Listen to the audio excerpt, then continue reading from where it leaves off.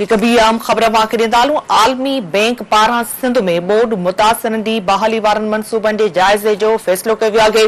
आलमी बैंक जो वफ़द 2 डिसंबर खां 6 डिसंबर ताईं दौरे ते हूंदो। वफ़द गडाप, सेवण, थाणो, बुला खान ऐं जोही जो दौरो कंदो। दौरे दौरान आलमी बैंक जे मंसूबनि जो जाइज़ो वरितो वेंदो। आम ख़बर वां ॾियूं पिया त आलमी बैंक पारां सिंध में बोर्ड मुतासिरनि ॾींहुं बहाली वारनि मंसूबनि जे जाइज़े जो फ़ैसिलो कयो वियो आहे।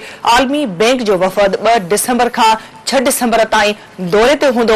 वफ़द गडाप, सेवण, थाणो, बुला खान ऐं जोही जो दौरो कंदो। दौरे दौरान आलमी बैंक जे मंसूबनि जो जाइज़ो वरितो वेंदो। ही अहम ख़बर अवां सां नाज़रीन शेयर कंदा पिया आहियूं त आलमी बैंक पारां सिंध में बोर्ड मुतासिरनि जी बहाली वारनि मंसूबनि जी जाइज़े जो फ़ैसिलो कयो वियो आहे। आलमी बैंक जो वफ़द 2 डिसंबर खां 6 डिसंबर ताईं दौरे ते हूंदो।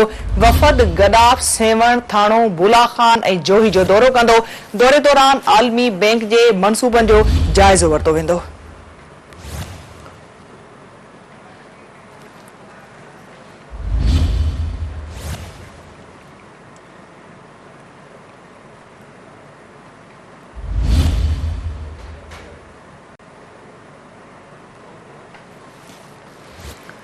फैज़गंज